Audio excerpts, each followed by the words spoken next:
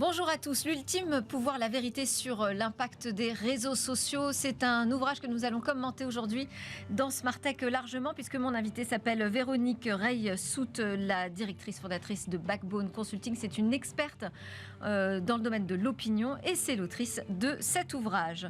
Et puis nous aurons rendez-vous avec le biomimétisme. On va s'intéresser cette fois aux ventouses des pieuvres qui ont permis de penser différemment la création d'un adhésif. Mais d'abord, je vais poser 3 questions au Centre européen des consommateurs sur ces règlements DSA, DMA. Sont-ils véritablement des alliés des consommateurs européens et français en particulier? C'est parti pour Smart Tech. Bonjour Ralph Roggenbuck, nous sommes connectés à distance tous les deux, merci beaucoup. Bonjour.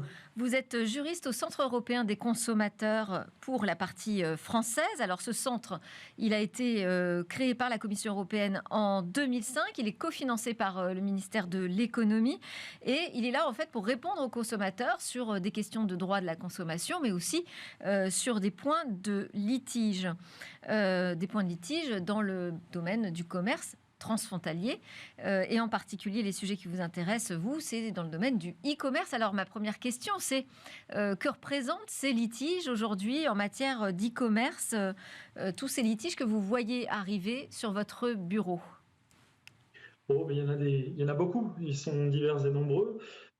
Après, s'il fallait maintenant résumer en gros les catégories de litiges qu'on rencontre, qu'on réceptionne en matière d'e-commerce, ce sont essentiellement les non-livraisons de produits et services, les non-conformités des produits que reçoivent les consommateurs, le droit de rétractation par exemple qui n'est pas respecté, les consommateurs victimes de sites de contrefaçon par exemple aussi.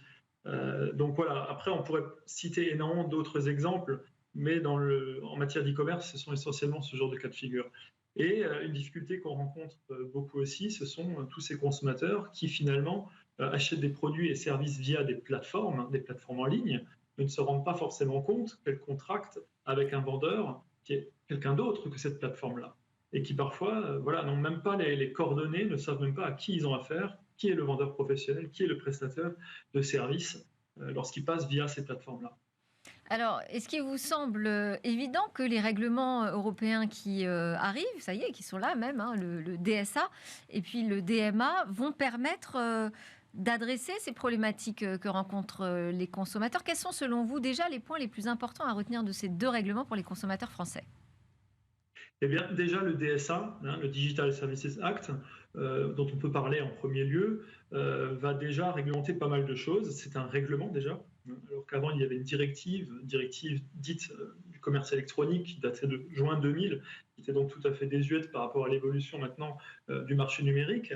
Et justement, à propos de ce que je disais avant avec les plateformes, les marketplaces, où finalement les consommateurs ne sont pas toujours informés de l'identité réelle du vendeur ou du prestataire, eh bien, le DSA, justement, maintenant, va imposer à ces plateformes de tracer les vendeurs, c'est-à-dire de vérifier qui sont les vendeurs, demander leurs coordonnées, vérifier l'exactitude des informations qui sont fournies par ces vendeurs ou prestataires professionnels, demander leur numéro de registre, leurs coordonnées, faire même des contrôles aléatoires sur la conformité des produits ou services qu'ils distribuent, en vérifiant si les produits ou services ne sont pas blacklistés, par exemple.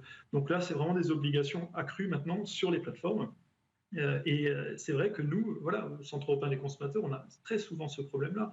Des consommateurs qui se retrouvent un peu sans droit parce qu'ils ne savent même pas à qui ils ont affaire réellement. Donc pour exercer un droit de rétractation ou pour réclamer en application d'une garantie parce que vous recevez un produit défectueux, si vous ne savez pas qui est le professionnel, c'est très très compliqué et c'est pas entendable du tout de nos jours de ne pas avoir ce type de recours. Donc du coup, c'est très important et ce règlement répond vraiment à cette question-là. Donc il impose vraiment les plateformes d'informer les consommateurs sur l'identité des vendeurs. Donc, en matière Après, de... le DSA prévoit encore beaucoup d'autres choses, hein. Il encadre la publicité. Oui. Par exemple, il va interdire les dark patterns aussi, hein, c'est-à-dire les techniques manipulatrices qui consistent finalement à rendre des désabonnements beaucoup plus difficiles que des abonnements, à vous forcer à accepter des cookies, ce genre de choses.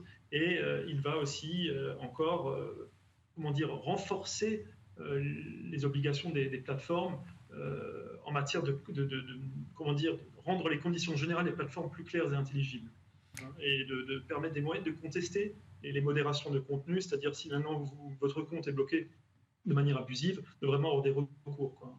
Donc, ça, c'est au niveau du DSA. Si je comprends bien, pour vous, c'est très vaste, mais c'est aussi très concret. Et là, on a affaire vraiment à des règlements qui sont des alliés dans le domaine du droit à la consommation. Est-ce qu'il reste quand même, alors très rapidement, c'est ma dernière question, est-ce qu'il reste quand même des sujets sur lesquels on attend toujours une réponse, selon vous, une réponse politique qui devrait être plus forte ou différente ?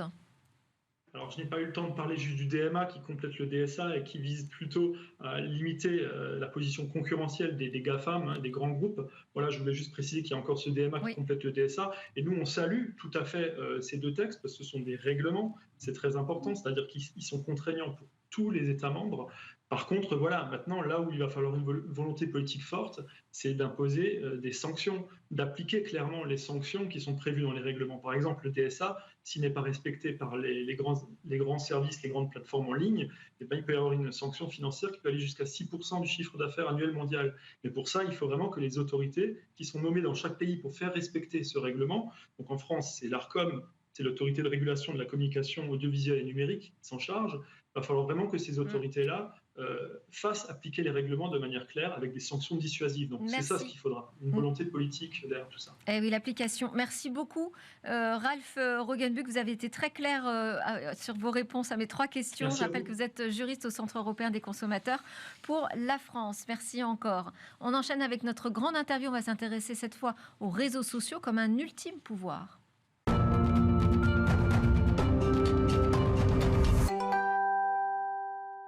Les réseaux sociaux, l'ultime pouvoir, la vérité sur leur impact, c'est le sujet d'un ouvrage qui a été publié par mon invité aujourd'hui. C'est la grande interview de Véronique Rey-Sout. Bonjour. Bonjour. Merci d'être avec nous. Vous êtes la cofondatrice et présidente du cabinet Backbone Consulting. Vous êtes enseignante au CELSA Sorbonne, maître de conférence à Sciences Po Paris, une experte en stratégie de l'opinion.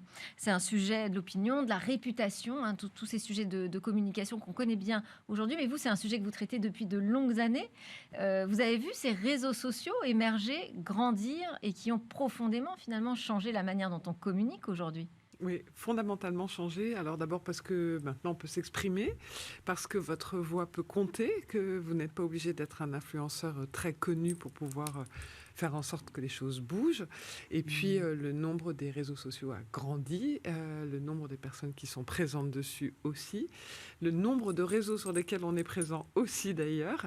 Et donc, globalement, aujourd'hui, vous avez près de 80% de la population qui est sur les réseaux sociaux. Tout le monde ne s'exprime pas tout le temps, mais tout le monde, en tout cas 80%. Mais est-ce qu'on les maîtrise, ces réseaux sociaux ? Parce que l'objet de votre livre aussi, c'est de dire il faut qu'on explique un petit peu de quoi il s'agit, quel est leur pouvoir, leur puissance, comment maîtriser en fait ces nouvelles plateformes d'expression. Alors, on va dire qu'on ne peut pas vraiment maîtriser, mais on peut essayer de comprendre. Et si globalement on est dans une logique de bon sens, si on s'exprime de façon à peu près claire et transparente et cohérente, on peut à peu près arriver à s'en sortir, mais le meilleur et le pire se côtoient sur les réseaux sociaux.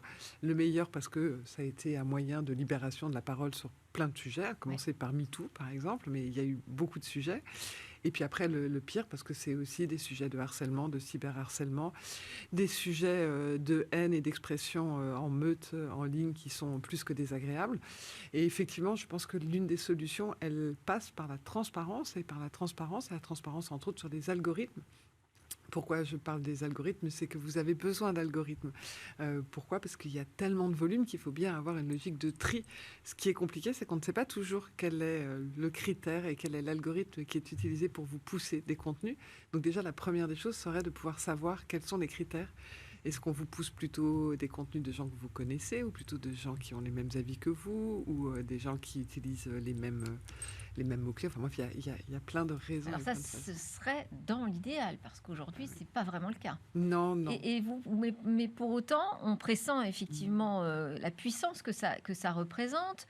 Certains groupes savent très bien s'en emparer, mieux que d'autres, mais donc il y a une façon de les appréhender qui fonctionne. Vous en parlez comme d'un 5e pouvoir.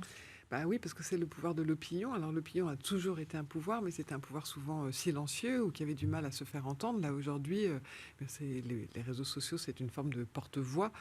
Donc l'opinion peut s'exprimer, on est obligé de l'entendre et de l'écouter. L'opinion peut s'organiser, peut faire en sorte qu'elle sorte des réseaux pour se retrouver dans la rue. On a vu ce que ça a pu donner en France sur certains mouvements sociaux, par exemple.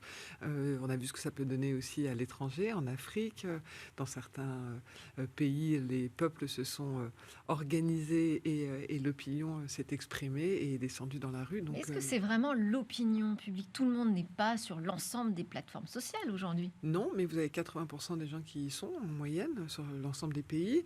Et sur ces gens qui sont sur les réseaux, il y a une petite partie qui s'exprime, mais une très grande partie qui écoute, regarde, s'informe sur les réseaux sociaux. Donc on va dire que l'opinion, même si c'est une petite partie de la population, elle compte parce que on appelle ça les lurkers, ce sont les gens qui rôdent, les gens qui regardent et qui s'informent sur ces espaces. Donc oui, l'opinion, même quand c'est un petit nombre, et un petit nombre, ça reste quand même un grand nombre, mais si ça n'est pas représentatif, c'est toujours significatif et en tout cas, ça a une influence certaine sur l'opinion. Alors on voit la couverture de votre ouvrage là, qui s'affichait juste avant, une petite fille avec un casque de réalité virtuelle. C'est pour nous montrer à quel point on peut être immergé, voire submergé même parfois par ces réseaux sociaux, et y compris la nouvelle génération. C'est la nouvelle génération qui vous préoccupe davantage? C'est ceux qui sont les plus préoccupants parce qu'on part souvent d'un principe qu'ils sont réseaux sociaux natifs. C'est ce que j'allais dire finalement. Eux, ils connaissent peut-être un peu mieux les règles du jeu. Ils connaissent pas forcément les règles du jeu. Ils ont des nouvelles règles qu'ils maîtrisent pas toujours. Il y a une règle, par exemple, qui est sur Instagram. C'est un bon exemple de ce qu'on appelle l'extimité. C'est vous mettez votre intimité en scène et vous racontez une vie rêvée. Mais cette vie rêvée, elle est rêvée. Tout le monde ne se réveille pas pimpant avec un décor incroyable et une vie incroyable. Et donc, il y a une espèce de décalage. On voit que ça fait beaucoup de dégâts, en particulier sur les adolescents et les jeunes adolescentes, parce que vous avez aussi un sujet de votre image qui vous est renvoyé constamment, des sujets sur les critères de beauté et sur ce qu'il faut faire pour être bien. Et puis on voit que la réputation, ça a toujours été un sujet, mais chez les jeunes, c'est un vrai sujet, en particulier chez les jeunes adolescents. Donc oui, ils sont natifs, oui. La popularité même. Ouais, la popularité, c'est extrêmement important. Si personne ne vous suit, si vous dites quelque chose et que personne ne like, c'est un sujet. Donc oui, ils savent s'en servir. Disons qu'ils s'en servent beaucoup. Est-ce qu'ils savent vraiment s'en servir?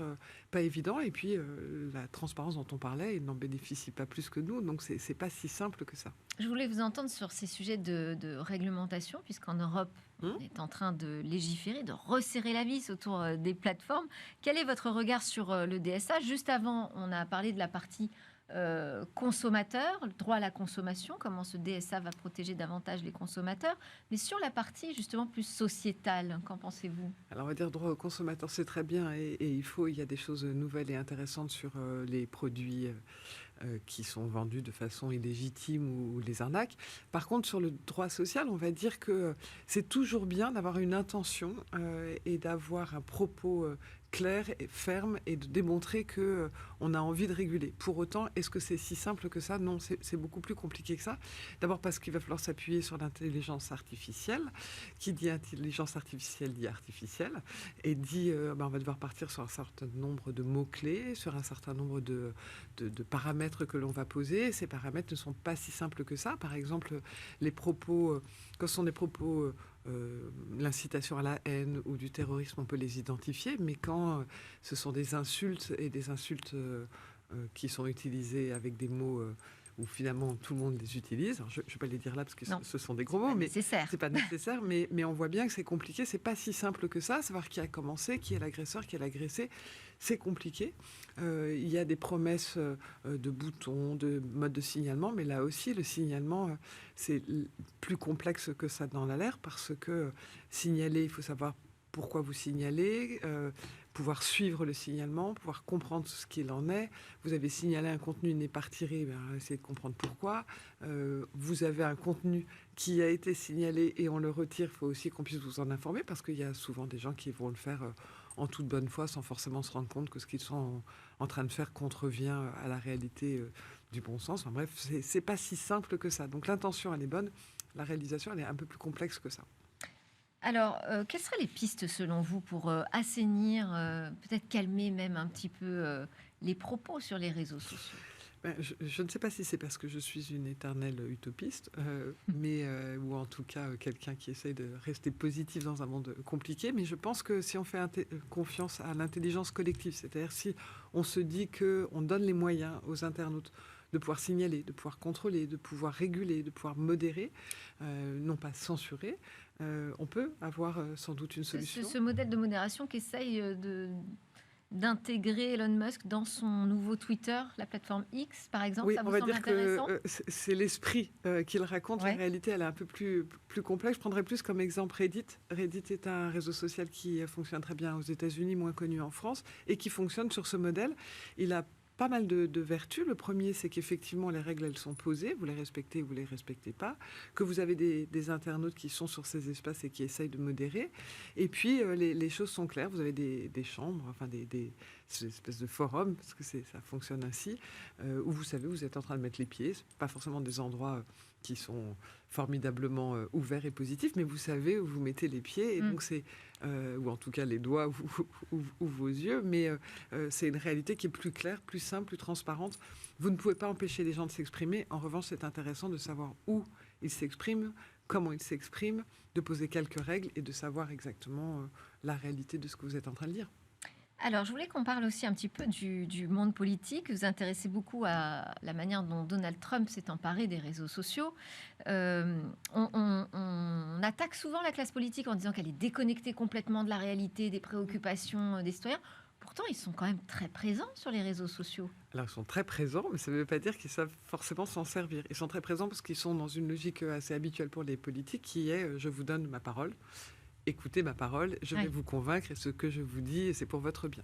Et d'ailleurs, on a souvent, et on entend souvent les politiques qui disent, je ne comprends pas, il faut qu'on fasse plus de pédagogie ou qu'on explique mieux parce que les gens ne comprennent pas. Non, c'est que peut-être ça ne les intéresse pas ou que les arguments ne sont pas les bons ou que c'est pas ainsi qu'ils ont envie d'être convaincus. Donc en fait, ils sont toujours dans une logique descendante. Et puis, l'une des caractéristiques quand même des réseaux sociaux, c'est le lâcher-prise parce que vous ne pouvez pas tout maîtriser. Et les politiques et le lâcher-prise, c'est pas toujours si simple que ça. Et pourquoi est-ce que je parle je prends souvent comme exemple Donald Trump, c'est que d'abord c'est assez intemporel finalement, et l'idée était quand même de rester un peu intemporel. Et l'autre chose, c'est que c'est sans doute un des politiques qui a utilisé le mieux les réseaux sociaux, même si Barack Obama les a très bien utilisés en son temps pour convaincre, pour utiliser la réalité du ciblage, pour parler là où étaient les gens et parler des sujets qui les intéressaient. Mais Donald Trump, ce qu'il a fait lui, et que maintenant à peu près tous les politiques américains font, c'est qu'il écoute. C'est-à-dire que les réseaux sociaux, c'est donc là où s'exprime l'opinion. La première des choses, c'est écouter ce qu'ils disent, essayer de comprendre leurs préoccupations, quels sont les sujets qui sont importants pour eux. Donc, par exemple, Donald Trump, ce qu'il faisait quand il faisait ses meetings, admettons qu'il avait prévu dans une ville de parler, je ne sais pas moi, de santé. Il regardait de quoi parlaient les uns et les autres sur les réseaux dans le lieu où il allait faire sa conférence, son meeting. Et si le sujet était, je sais pas, l'éducation, eh bien, il allait changer son discours pour parler éducation, ce qui donnait l'impression aux gens qu'effectivement, il les comprenait, qu'il parlait des sujets qui les préoccupaient. Donc, c'est pas forcément être dans la démagogie, c'est se dire, je vais parler des sujets qui intéressent les gens et je vais m'adapter à la réalité de ce qui les concerne. Donc, le premier des points intéressants sur les réseaux sociaux pour un politique, c'est déjà écouter et comprendre comment l'opinion se positionne. C'est un conseil qui fonctionne aussi dans la communication plus institutionnelle des entreprises sur les réseaux sociaux? Bien sûr. Alors, on oppose souvent l'analyse de l'opinion par les réseaux et les sondages. Ce sont deux choses qui sont parfaitement complémentaires. Il y a d'un côté, effectivement, une représentativité et on pose des questions. Et de l'autre côté, c'est de l'observation. Et l'observation, ça permet de savoir peut-être que ce sont des sujets qui n'intéressent pas l'opinion, qui, si vous leur posez la question, ils vont se positionner, mais qui ne les intéressent pas forcément. Et donc, pour une entreprise, pour un dirigeant, c'est intéressant de regarder quels sont les sujets de vos publics. Et par public, j'entends tous les publics, parce que souvent, on dit « Ah ben oui, mais moi, je suis une entreprise B2B, donc je ne suis pas concernée. » Tous les publics s'expriment. pas dans les mêmes proportions, pas sur les mêmes volumes, mais les chefs d'entreprise s'expriment, vos fournisseurs s'expriment, vos clients B2B s'expriment aussi. C'est pas sur les mêmes réseaux sociaux que le grand public, ou en tout cas pas de la même façon, mais ils s'expriment, donc vous pouvez les écouter, vous pouvez essayer de comprendre ce qu'ils veulent, vous pouvez essayer de comprendre la réalité de leurs attentes, leur compréhension de votre communication. Est-ce que vos messages passent? Est-ce que vous êtes en face? C'est toujours extrêmement important et instructif. Véronique Reissou, je voudrais qu'on joue ensemble au jeu de l'interview express. Oui. Ce sont des questions très binaires. Et vos réponses sont libres. Hein. Alors, vrai ou faux, les réseaux sociaux sont représentatifs de l'opinion publique? Significatif. Pas exactement pareil. Non. Bon. Est-ce que c'est un rêve ou un cauchemar, les réseaux sociaux, pour la démocratie? On va dire que c'est un rêve qui peut se transformer en cauchemar, et on va dire que quand on ferme les yeux, donc si c'est lorsque nous sommes en train de dormir, c'est un cauchemar, mais ne fermons pas les yeux, ça sera un rêve. Oui ou non, on devrait imposer l'anonymat, la fin du pseudonymat sur les réseaux sociaux? Vous répondre en 2 mots, c'est compliqué, mais on va dire que... Non, oui, vous pouvez développer. Oui et non, c'est-à-dire qu'en fait, on pense souvent que c'est l'anonymat qui fait que les gens se sentent protégés. Oui, c'est vrai, mais c'est plus l'impression de protection parce que vous êtes à travers un écran et que vous ne voyez pas la personne, vous ne vous exprimeriez pas de la même façon si vous aviez la personne en face. Mais quand on regarde les expressions, par exemple, sur Facebook, où là, il y a moins d'anonymat, souvent, parce que vous avez commencé à prendre une position radicale, vous allez aller très loin pour expliquer et pour justifier votre position. Donc l'anonymat et la levée de l'anonymat n'est pas... On n'a pas la preuve, en tout cas, que ça fonctionne. C'est ça que vous nous dites, voire même l'inverse. Ouais. C'est pas si simple que ça. Intéressant. J'aime ou j'aime pas ceux qui achètent de la visibilité pour doper leur communication? J'aime pas. Non, disons que le maître mot, c'est quand même la sincérité, la transparence, la cohérence et l'alignement. C'est d'ailleurs pour ça qu'on s'appelle Backbone. Mais, il y a quand même très peu d'entreprises qui n'achètent pas de il y en a. visibilité. Je trouve que l'engagement sincère par vos consommateurs et vos clients, c'est plus intéressant que de la visibilité achetée. C'est ce que vous recommandez. J'y crois ou j'y crois pas, c'est nécessaire de communiquer en temps de crise sur les réseaux sociaux? C'est indispensable. Il y a quelque chose qui a changé dans la gestion de crise, c'est que on ne peut plus ne pas parler. On ne peut pas rester dans le silence. Alors après, on peut ne pas tout dire, on peut expliquer les choses, mais c'est indispensable de s'exprimer. Si vous ne vous exprimez pas, quelqu'un d'autre va le faire à votre place. Et donc, vous avez plutôt intérêt à communiquer et plutôt sur les réseaux sociaux. Maintenant, c'est en fonction des sujets et du type de crise, on ne va pas le faire de la même façon. Mais oui, bien sûr, il faut s'exprimer. Le réseau social X, c'est mieux ou moins bien que Twitter? C'est décevant. C'est décevant parce qu'on aurait pu imaginer qu'il y avait des tas de choses qui auraient pu être faites. Pour le moment, c'est compliqué. Il y a une sorte de versatilité dans les décisions qui est complexe à suivre. Mais on va dire qu'il y a quelques petites innovations qui sont intéressantes et qui peuvent dire qu'il y a un petit espoir. Je prendrais par exemple les fameux... Vous ne faites pas partie des gens qui s'inquiètent de ce que fait Elon Musk sur la plateforme X? Ce qui est inquiétant, c'est de globalement, on a des plateformes qui sont extrêmement puissantes et qui ne sont pas détenues par des gens qui sont toujours très raisonnables, mais pas plus X que d'autres en soi. Allez, une dernière question. Non, c'est pas vrai, j'en ai encore un petit peu encore. Pour ou contre la réalité mixte qui va, on nous dit, modifier la manière dont on interagit entre nous? Déjà, on interagit à travers des réseaux sociaux, mais demain, dans une réalité qui mélange plus le virtuel et le réel. Il y a 2 visions qui s'opposent, celle de Musk et celle de Zuckerberg. Dans tous les cas, ils ont en commun quelque chose qui est assez inquiétant, qui est notre monde va mal et ça ne va pas bien se terminer.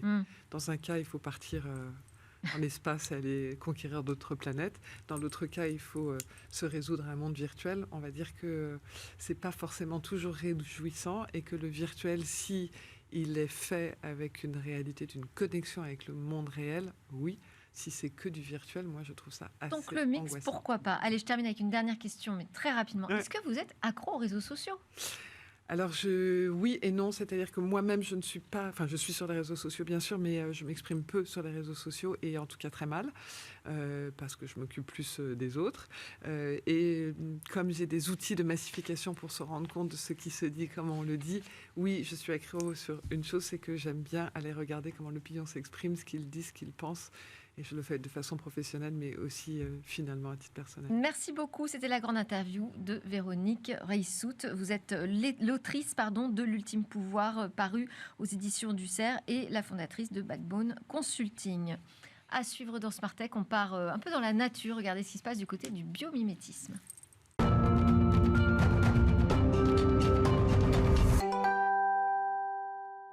On termine cette édition de Smart Tech avec Lily Boisumeau, analyste scientifique chez Bioxégie, qui nous offre ce regard sur ce qu'on fait en matière de biomimétisme. Bonjour Lily.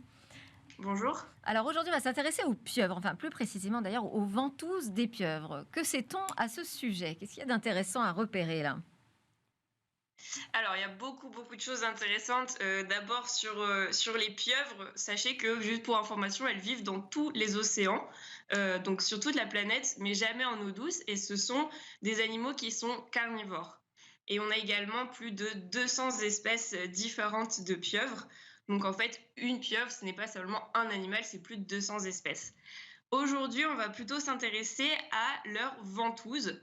Et pourquoi est-ce qu'on s'intéresse à leurs ventouses? Eh bien, pour des problématiques d'adhésion qui sont extrêmement nombreuses en fait et répandues dans un grand nombre d'industries, de l'automobile au médical, en passant par les secteurs de l'énergie, du ferroviaire, etc. On a beaucoup d'industries qui s'intéressent en fait à la problématique de faire adhérer deux surfaces l'une sur l'autre. Et aujourd'hui, la grande majorité des adhésifs contiennent une substance collante, donc de la colle, qui va être plus ou moins toxique en fonction de la nature de cette colle et qui est aussi assez rarement durable. Par exemple, elles sont très rarement réutilisables. Donc, par exemple, des pansements, voilà, une fois qu'ils sont décollés, on ne peut plus les recoller. Donc, on doit les jeter, ce qui pose des soucis de gestion des ressources, etc. On a aussi plein d'autres problématiques, comme par exemple le fait que ces adhésifs ne résistent pas forcément bien à l'eau. En tout cas, ces problématiques d'adhésion sont multiples dans l'industrie et aujourd'hui, on va s'intéresser à un ruban adhésif transparent qui, lui, est réutilisable et qui n'utilise aucune colle, le tout inspiré des ventouses de la pieuvre. Alors, comment ça fonctionne? Alors, pourquoi s'intéresser aux ventouses de la pieuvre? D'abord parce qu'elles sont extrêmement performantes. Elles vont permettre à la pieuvre de s'accrocher très fortement sous l'eau et sous différentes surfaces. Alors, où est-ce qu'on les trouve d'abord ces ventouses? On les trouve sur les bras des pieuvres, on les trouve tout au long du bras. Et ce qui est intéressant, c'est qu'elles sont constituées de plusieurs couches de cellules qui vont jouer des rôles différents. Donc, si on zoome sur une ventouse, on a d'abord l'anneau extérieur qui est souple et qui va donc pouvoir s'adapter à la forme de l'objet. Donc, ça veut dire que la ventouse de la pieuvre peut adhérer à peu près toutes les formes qui existent dans le vivant.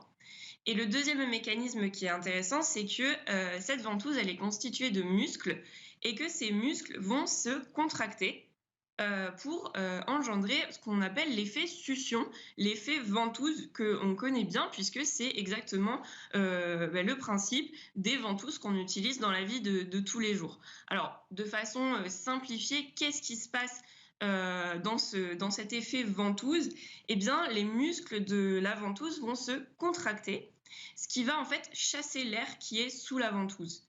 Et en chassant l'air, on va créer ce qu'on appelle une dépression à l'intérieur de cette ventouse, donc une baisse de pression, et donc une différence de pression entre l'intérieur de la ventouse et l'air extérieur. Et c'est cette différence de pression qui fait que la ventouse adhère à la surface.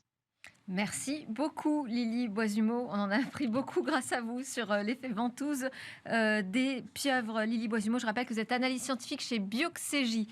Merci à vous de nous suivre avec une grande fidélité dans Smart Tech sur Bismart et sur nos réseaux et également en podcast. On se retrouve très vite pour une nouvelle discussion sur la tech dans Smart Tech.